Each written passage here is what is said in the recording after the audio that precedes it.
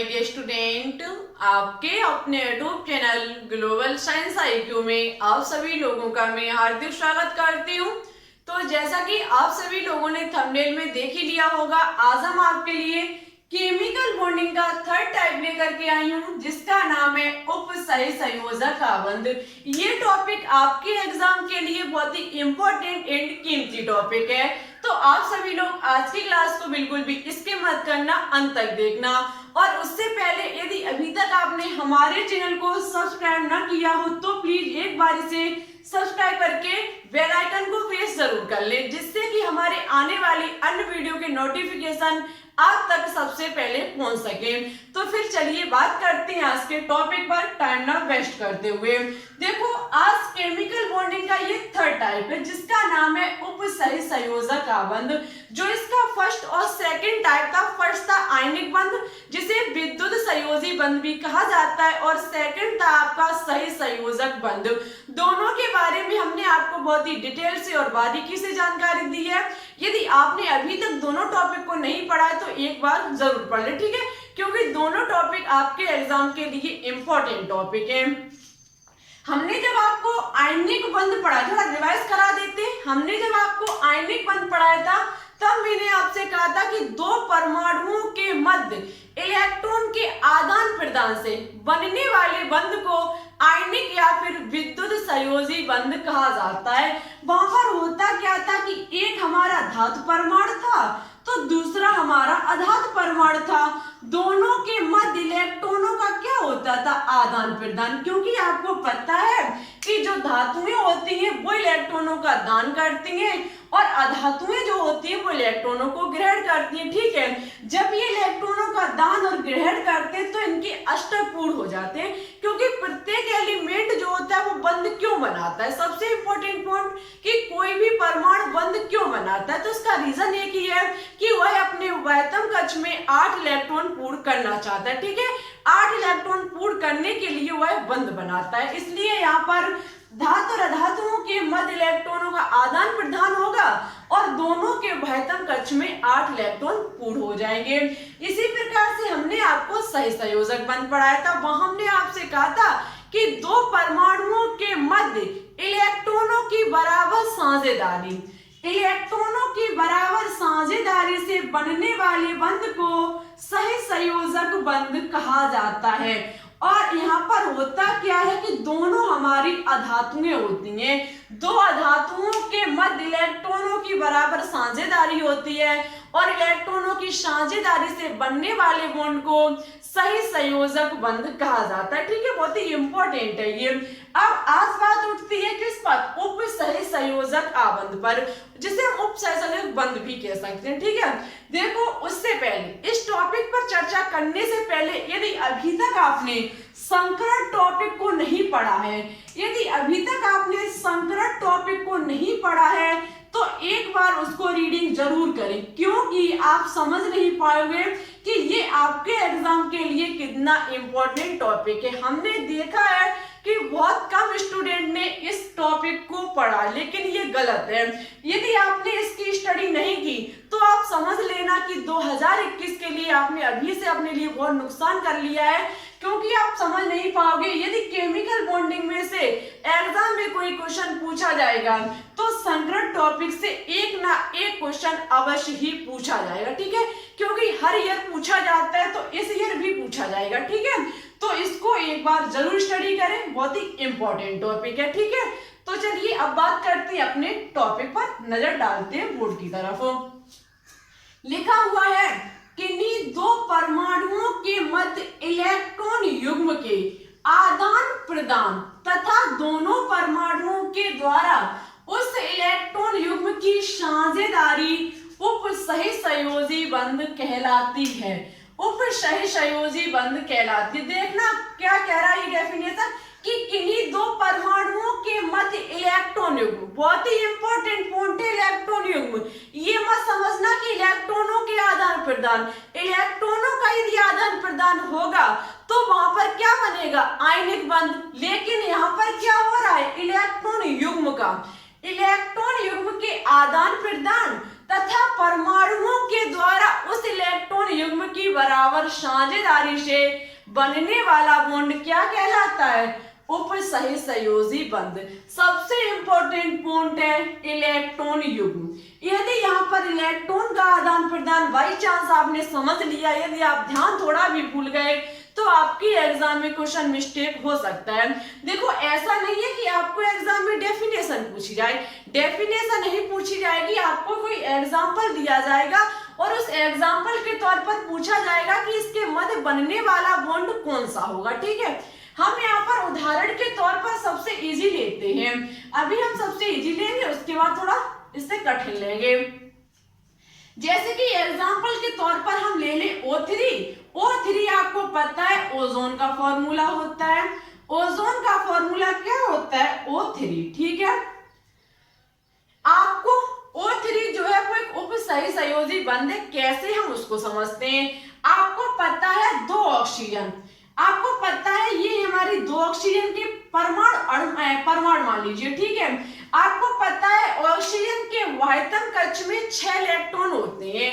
Oxygen के जो बाहरी कक्षा होती है उसमें 6 इलेक्ट्रॉन पाए जाते हैं, जिसमें 2 इलेक्ट्रॉन तो हमारे लोन पेयर होते हैं और 2 इलेक्ट्रॉन हमारे अनपेयर होते हैं। मींस 2 का तो जोड़ा होता है और 2 हमारे कैसे होते हैं? बिना जोड़ा वाले। ऐसा कक्षक में पता चलेगा। इसी प्रकार से यहाँ पर होगा। ठीक है, इसी प्रकार से यहाँ पर ये दोनों इलेक्ट्रॉनों का जोड़ा होगा और 2 इलेक्ट्रॉन हमारे अयुग्मित होंगे। इनकी संख्या को देखा जाए तो इसमें भी 6 और इसमें भी 6 है।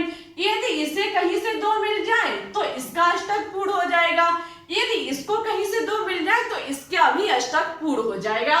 तो होगा क्या? ये ऑक्सीजन इससे कहेगा कि ऐसा ना करो कि हम आपस में दोस्ती कर रहे हैं। यदि दोस्ती कर लेंगे कि तुम्हारा भी अष्टक पूर्ण हो जाएगा तो हमारा भी अष्टक पूर्ण हो जाएगा।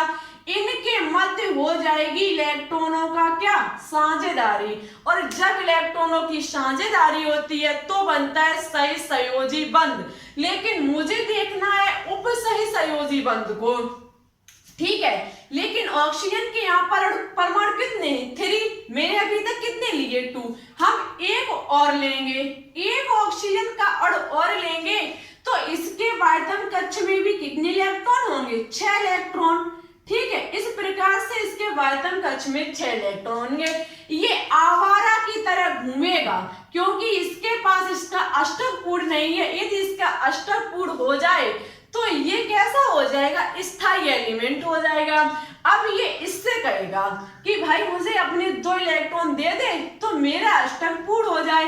तो ये कहेगा कि यदि हम तुमको 2 इलेक्ट्रॉन दे देंगे तो हम पर 2+ चार्ज हो जाएगा और हम अस्थायी बन जाएंगे क्योंकि अभी मेरा अष्टक पूर्ण है। ये ना दे सकता है ना अब ले सकता है। क्यों? क्योंकि इसके वायतन कक्ष में 8 इलेक्ट्रॉन पूर्ण हो गए। अब इसके पास क्षमता नहीं है कि ये किसी दूसरे के साथ दोस्ती करे, लेकिन एक काम ये कर सकता है। ये कहता है कि यदि तुम मतलब आवारा की तरह घूम रही हो, स्थायी होना चाहते हो, तो हम तुमको ऐसा करना पड़ेगा कि हमारे साथ दोस्ती करनी पड़ेगी। हम अपने इलेक्ट्रॉन आपको दे देंगे लेकिन हमेशा आपको मेरे साथ रहना पड़ेगा। तो होगा क्या? ये जो दोनों अनपेयर हैं वो दोनों जोड़ा बना लेंगे। ठीक है, अब कितने की कमी है? 2 इलेक्ट्रॉन की। इसके जो पेयर 2 इलेक्ट्रॉन है ये पूरा है, ये हमारा ये क्या हो जाएगा? युग्म हो जाएगा क्योंकि 2 इलेक्ट्रॉनों का ये जोड़ा है, युग्म है एक।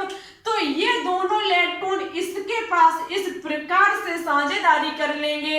याद रखना, उपसहसंयोजक के मध्य जब साझेदारी होती है तो इसे तीर के माध्यम से दर्शाया जाता है। इस तीर के माध्यम से इलेक्ट्रॉन युग्म की साझेदारी को दर्शाया जाता है और ये दाता परमाणु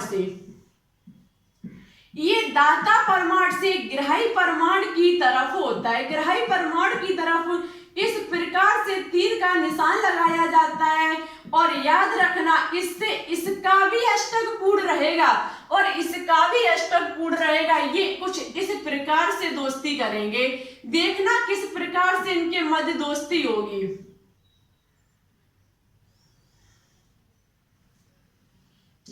इस प्रकार से क्या होगा? इनके मध्य दोस्ती हो जाएगी। इसके जो 2 इलेक्ट्रॉन है ये अपने बीच में रख देगा, ये इस प्रकार से दोस्ती कर लेगा और ये इस प्रकार से दोस्ती कर लेगा, लेकिन ये अब इसको हमेशा इसके साथ रहना पड़ेगा, इसका कभी भी साथ नहीं छोड़ना पड़ेगा, ठीक है, यदि ये स्थायी रहना चाहता है। इस प्रकार से जब इलेक्ट्रॉन युग्म की साझेदारी होती है, इलेक्ट्रॉन युग्म की जब साझेदारी होती है, बनने वाले बॉन्ड को उपसहसंयोजी बंध कहा जाता है।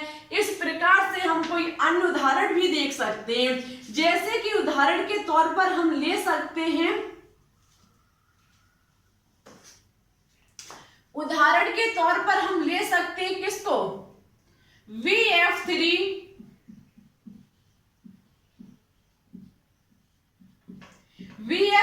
तथा NH3 को देखना, इनके मध्य इलेक्ट्रॉन युग्म की किस प्रकार से साझेदारी होगी। यहाँ पर होगा क्या, ये नाइट्रोजन, आपको पता है नाइट्रोजन के वहतम कक्ष में 5 इलेक्ट्रॉन पाए जाते हैं। यहाँ पर क्या होता है कि 2 इलेक्ट्रॉन हमारे युग्मित होते हैं और 3 इलेक्ट्रॉन हमारे कैसे होते हैं, अयुग्मित। अयुग्मित इलेक्ट्रॉनों के मध्य क्या जुड़ जाएगा, हाइड्रोजन, क्योंकि हाइड्रोजन भी अष्टक पूर्ण करना चाहेगा, हाइड्रोजन इसके साथ जुड़ जाएगा, ठीक है। अब दूसरा B जो है, इसके भी वायतम कक्ष में देखना, ये हमारे F जुड़ गया। इस प्रकार से जब जुड़ गया तो आप देख सकते हैं जो हमारा ये है नाइट्रोजन, इसके वायतम कक्ष में इलेक्ट्रॉन पूर्ण हुए कि नहीं, 1 2 3 4 5 6 7 8। नाइट्रोजन के वायतम कक्ष में 8 इलेक्ट्रॉन पूर्ण हो गए, लेकिन इस B के देखे जाएं तो इसके वायतम कक्ष में 6 इलेक्ट्रॉन है, 2 2 4 2 6 इलेक्ट्रॉन है। तो ये नाइट्रोजन से कहेगा कि भाई तू अपने मुझे 2 इलेक्ट्रॉन दे दे तो मेरा अष्टक पूर्ण हो जाएगा, लेकिन वो ऐसा कर नहीं पाएगा, क्यों, क्योंकि यदि वो 2 इलेक्ट्रॉन को दे देगा तो वो अस्थायी हो जाएगा, उसके पास 2+ चार्ज आ जाएगा। तो ये क्या करेगा, अपने में से 2 इलेक्ट्रॉन युग्म की साझेदारी करेगा, जिसे इस प्रकार तीर के माध्यम से दर्शाया जाएगा। ये दोनों इलेक्ट्रॉन इसके भी रहेंगे और ये 2 इलेक्ट्रॉन इसके भी रहेंगे, ठीक है। इस प्रकार से बनके तैयार होता है उपसहसंयोजी बंध। आई होप आपको समझ में आ चुका होगा। मन में किसी भी प्रकार की शंका हो, किसी भी प्रकार का डाउट हो, कमेंट कर देना, हम आपको नेक्स्ट क्लास में समझाने की पूरी कोशिश करेंगे, ठीक है। देखो यहाँ पर जब इलेक्ट्रॉन युग्म की साझेदारी होती है, साझे, तो ये इसके भी रहते हैं और इसके भी रहते हैं, ठीक है। लेकिन यहाँ पर एक इलेक्ट्रॉनों की साझेदारी कभी भी नहीं होगी, यहाँ पर हमेशा 2 इलेक्ट्रॉनों की साझेदारी होगी, जिसे एक तीर के माध्यम से दर्शाया जाए, क्योंकि यहाँ पर इसके पास कोई इलेक्ट्रॉन नहीं है, फिर भी ये इलेक्ट्रॉन की साझेदारी कर रहा है, जबकि सहसंयोजी बंध में इस प्रकार से दोनों के पास संयुग्मित इलेक्ट्रॉन थे, तब इलेक्ट्रॉनों की साझेदारी होती थी, ठीक है। लेकिन यहाँ पर ऐसा कुछ भी नहीं होगा, ये अपने 2 इलेक्ट्रॉन को एक तीर के माध्यम से दर्शाएगा, जो इसके भी रहेंगे और इसके भी रहेंगे, ठीक है। आई होप अब तो आपको समझ में आ गया होगा, नहीं आया तो एक एग्जांपल हम और लेते हैं, जैसे कि हम ले सकते हैं SO2 को। SO2 को यदि हम लें तो आपको पता है सल्फर के वायतम कक्ष में कितने इलेक्ट्रॉन होते हैं, सल्फर के वायतम कक्ष में होते हैं 6 इलेक्ट्रॉन। इस प्रकार से वायतम कक्ष में कितने इलेक्ट्रॉन होते हैं, 6 इलेक्ट्रॉन। यहाँ पर क्या होगा, एक ऑक्सीजन के वायतम कक्ष में कितने इलेक्ट्रॉन होते हैं, 6 इलेक्ट्रॉन। ये इस प्रकार से बॉन्डिंग बना लेगा, एक ऑक्सीजन तो इसके साथ जुड़ गया, एक हमारा भी बाकी है, वो यहाँ आ जाएगा और इसके वायतम कक्ष में कितने इलेक्ट्रॉन है, 6 इलेक्ट्रॉन। तो ये इससे दोस्ती करेगा, ये इसका पूरा युग्म इसके पास आ जाएगा। इस प्रकार से इनके मध्य क्या हो जाएगी, साझेदारी, इलेक्ट्रॉन युग्म की, बनने वाला बॉन्ड उपसहसंयोजी बंध होगा। आई होप अब तो आपको समझ में आ चुका होगा, ना आया हो तो बता देना, हम आपको नेक्स्ट क्लास में ओनली इसमें इतना समझना है कि इलेक्ट्रॉन युग्म की साझेदारी होती है, 2 इलेक्ट्रॉनों की साझेदारी होती है। यदि अष्टक पूर्ण करना है तो 2 इलेक्ट्रॉन एक तीर के माध्यम से दर्शाए जाएंगे, जो कि उसके भी होंगे और उसके भी होंगे, ठीक है। आज के लिए बस इतना ही। अब आपको कमेंट बॉक्स में कमेंट करके बताना होगा कि जो हमने आपको 7 प्रकार के संकरण बताए, आपको जो हमने 7 प्रकार के संकरण बताए, उन सभी की आपको आकृति कमेंट बॉक्स में कमेंट करके बतानी होगी। जो स्टूडेंट इस क्वेश्चन का आंसर सही और अच्छे से देंगे। नेक्स्ट क्लास में उनका नाम हम जरूर लेकर के आएंगे। और अब आपकी जो गैपिंग हुई कुछ दिनों की वीडियो में, अब आपको ऐसी देखने को नहीं मिलेगी। अब हम आपकी रेगुलर क्लास लेंगे, ठीक है। अब आपकी क्लासें जो होंगी वो रेगुलर ली जाएंगी, सुबह दोपहर वाली भी और इवनिंग वाली भी, ठीक है। कुछ काम होने के कारण हम आपको 1-2 दिन गैपिंग हो गई, लेकिन अब आपको ऐसा देखने को नहीं मिलेगा, ठीक है। तो आज की वीडियो कैसी लगी कमेंट बॉक्स में कमेंट करके जरूर बताएं। अच्छी लगे तो लाइक एंड दोस्तों के साथ शेयर करना बिल्कुल भी ना भूलें। और हमारे चैनल पर न्यू हो तो प्लीज इसे सब्सक्राइब करके बेल आइकन को प्रेस कर लें, जिससे कि हमारे आने वाली अन्य वीडियो की नोटिफिकेशन आपके पास सबसे पहले पहुंच सके, ठीक है। और जो हम आपको शॉर्ट वीडियो के रूप में टॉप 3 क्वेश्चन देते हैं, शॉर्ट वीडियो के रूप में जो टॉप 3 क्वेश्चन देते हैं उनको भी देखना बिल्कुल भी ना भूलें। सभी क्वेश्चंस प्रीवियस ईयर पूछे हुए क्वेश्चंस होंगे, कभी नीट के होंगे तो कभी आरआरबी एनटीपीसी के होंगे तो कभी एसएससी के, कभी मतलब विभिन्न प्रकार के एग्जाम के क्वेश्चन आपको देखने को मिलेंगे, ठीक है। तो चलते क्वेश्चन हमारे द्वारा जो दिया गया उसका आंसर कमेंट बॉक्स में कमेंट करके जरूर बताएं। और इवनिंग वाली क्लास 8 बजे लेना बिल्कुल भी ना भूलें। आज उसमें आपको बहुत ही शानदार क्वेश्चंस देखने को मिलेंगे। तो फिर ठीक है, चलते। Thanks for watching this video. जय हिंद, जय भारत, ऑल द बेस्ट।